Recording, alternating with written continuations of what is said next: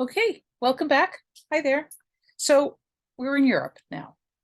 Um, as we know, Europe had an enormous impact on the kind of development we saw in the US and the history that we know most through traditional channels of education. So we're not going to go through every detail of complex hundreds of years, but we're just going to note the Renaissance, for example, the Enlightenment, 1300s through the 1700s. So just a reminder, we did the Middle Ages, right? The printing press, Shakespeare, Galileo, incredible discoveries and innovation. Also, the plague, beheadings, right? Cruel and unkind monarchies, Catholic and Protestant battles, and large-scale colonization of the Americas and continents across the globe, plus a few other events like revolutions, Russian revolutions, French revolutions, the Inquisition. So, a lot going on. But let's just, for our purposes, go to, let's say we're in the 1700s now, right? And so, how do we look at all these crazy snippets of history and give it some meaning here and now?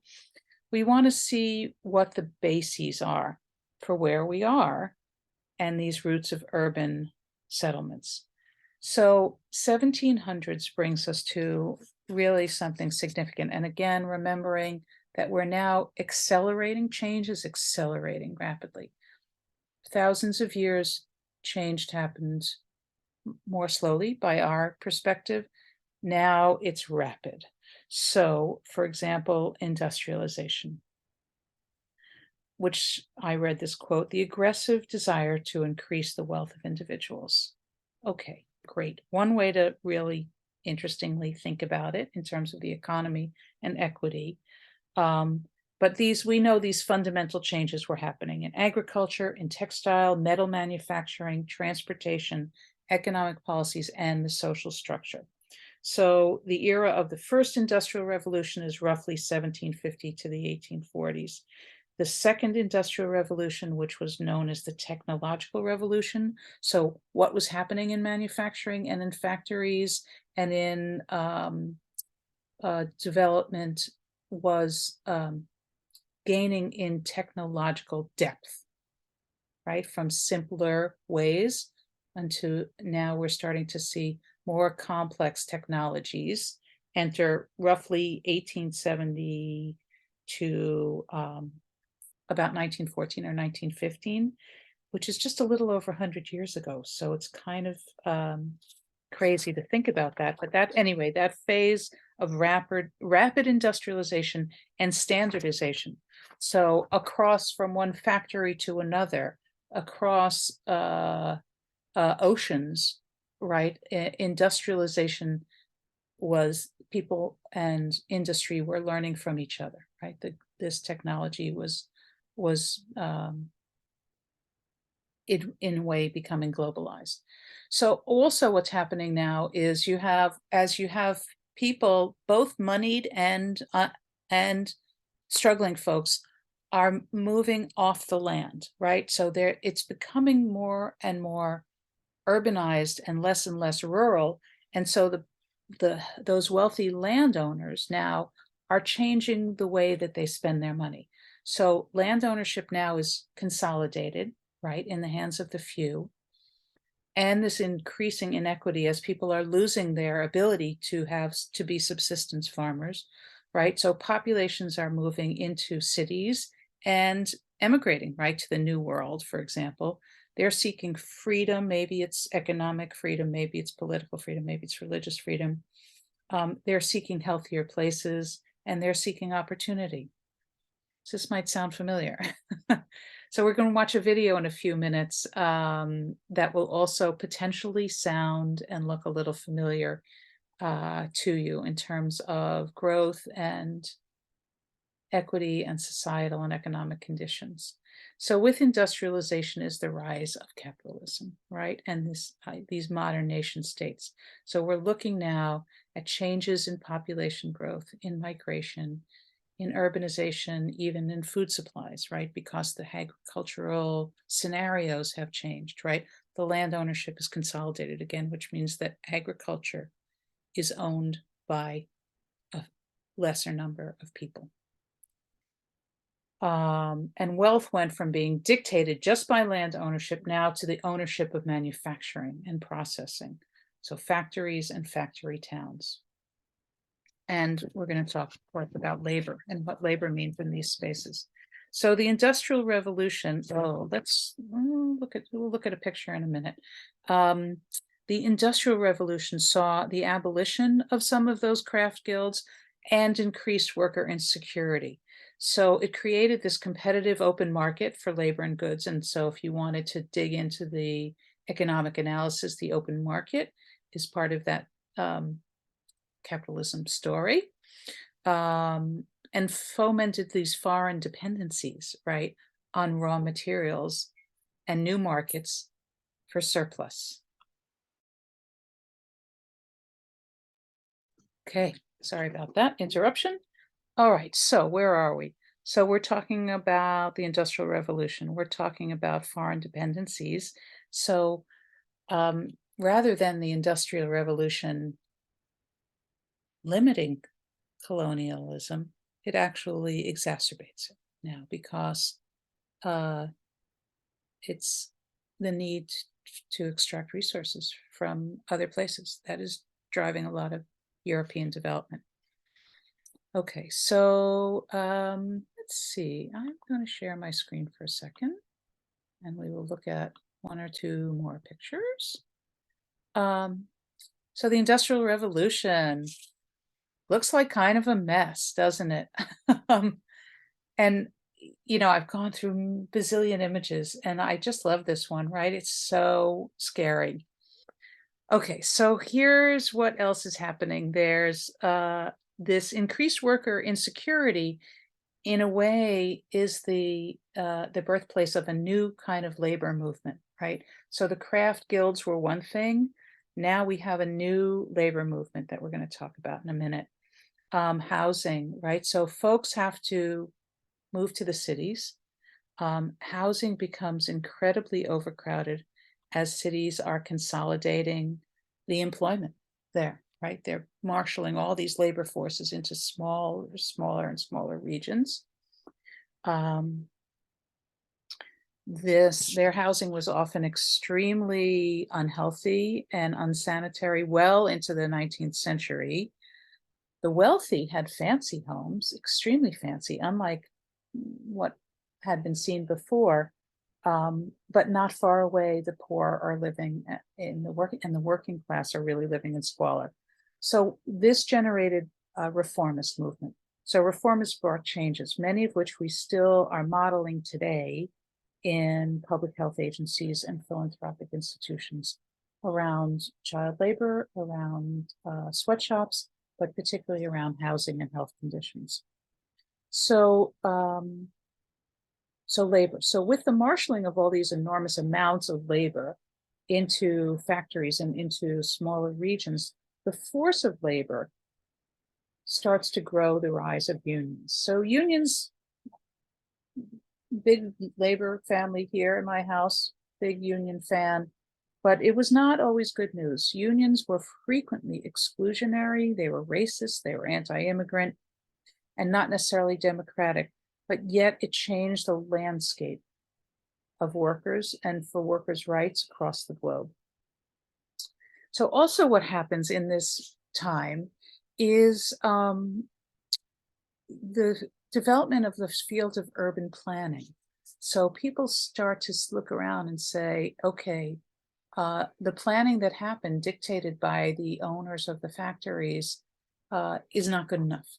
So this field of urban planning develops. Lots of people come into it with all different reasons and motivations and intentions. But it was obvious that a larger scale management of urban infrastructure and urban design now become imperative. So there are a couple of reform movements in urban planning back in this time. One was the City Beautiful movement, which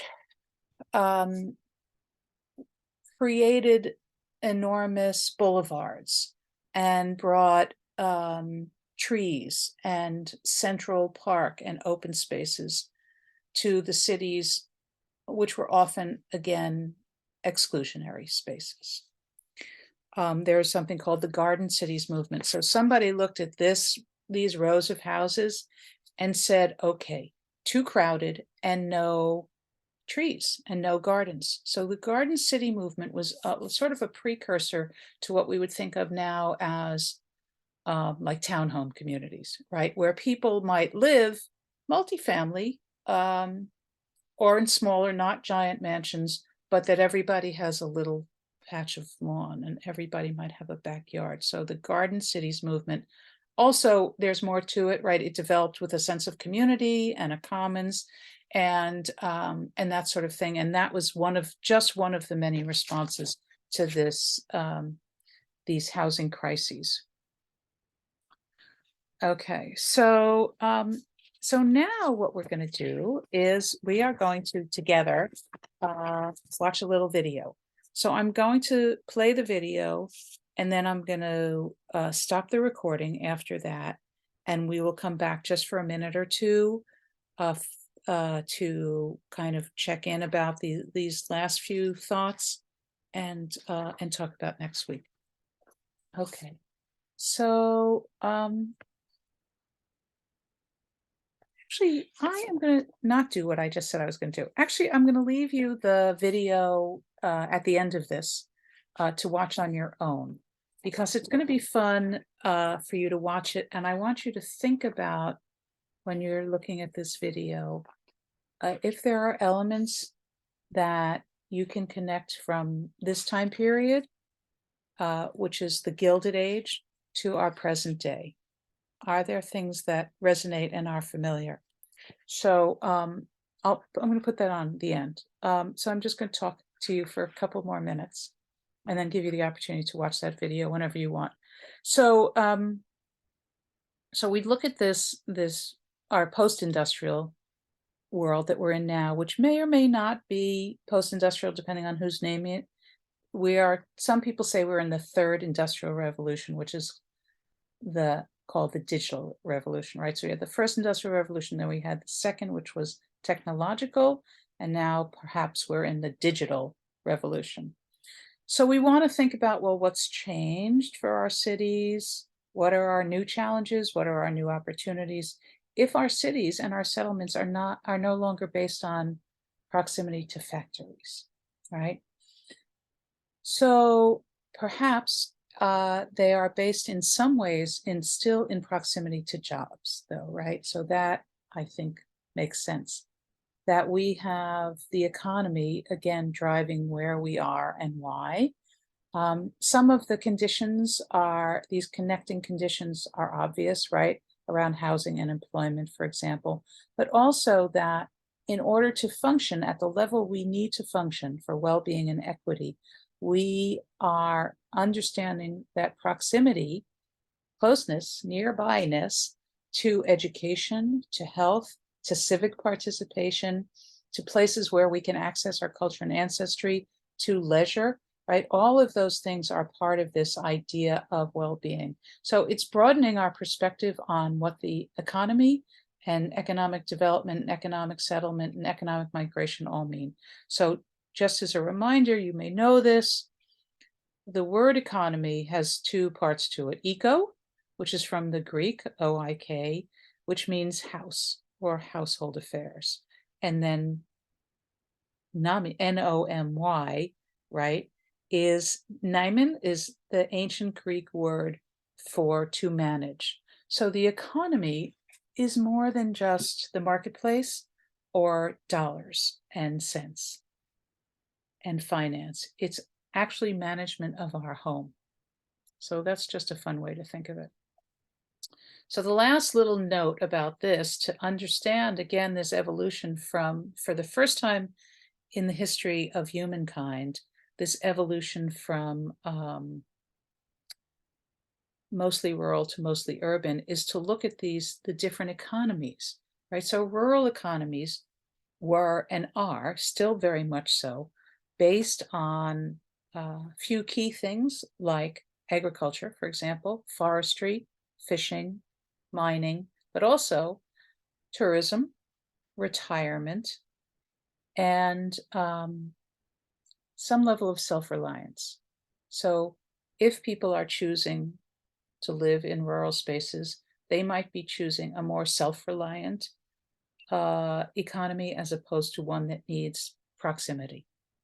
So there's a group called the Project for Public Spaces, and they have what they call the 15-minute city. And it's idealized, but the idea is that you have what you need within 15 minutes. You can get to the park, you can get to work, you can get to school, you can get to healthy food, you can get to culture and leisure, for example. 15-minute city, I kind of like that. Rural is a different kind of a place. So suburban is messy, right? But suburban and urban both are closely tied because of jobs, because they might be commuting communities. There are cultural communications in proximity. There's access to local goods and services. In those cases, in the cases of urban and sometimes suburban, population density is equaling opportunity, right? And so hence we see these ongoing economic migration patterns with people coming to the cities. So in our next episode, after you watch the video, in our next episode, when we meet next week, we will be talking about modern times. So this was our foray through history. So again, complete the readings, look at the readings and viewings that were due today. What's coming up for next week are readings mostly about housing, right? Because we're grounding our understanding of cities in a one sector of housing for this moment, right? So there's a PDF, it's a long PDF, but there's only pages 1 through 15 for you to read. And it's a report, very friendly and easy to read. And it's about Oakland. So we're wanting you to think about Oakland as a place that maybe has similar patterns to your city. There is a homelessness and housing map, which is just for review. There's a link to that. There's a document with an article called Housing One Size Does Not Fit All from UCLA. And then there is a kind of a fun piece about a sort of an interactive planning / art project called How to House 7,000 People in Skid Row. It's a zine. So all of these readings are pretty accessible, I hope, and set us up for a good, deep, rich conversation about housing next week. So let's see, today for you all is Monday, January 16th. So I will see you all on Monday, January 23rd. But do watch the video and do catch up on the readings. And I'm going to share the video for you right now, so you can just stay with me if you can. Watch the video. Think about any similarities to our modern times, and I will see you very soon. At Liberty Mutual, we believe progress happens when people feel secure. That's why we exist, to help people embrace today and pursue tomorrow. Liberty, liberty, liberty, liberty. Hang on.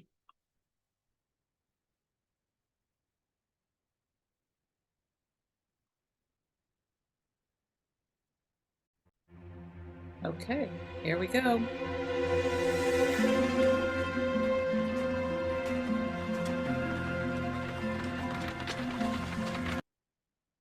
A vicious cold snap hit New York in the first week of February 1897. But nothing could slow the preparations for the impending revelry. All right, my friends, I don't seem to have audio on the video, so I am going to send you the link to this video. It will be in the same email that you receive this recording. So hope you all have a very good week. Hope you are able in some way to honor the memory and history of Reverend Dr. Martin Luther King. And I will see you in class next time.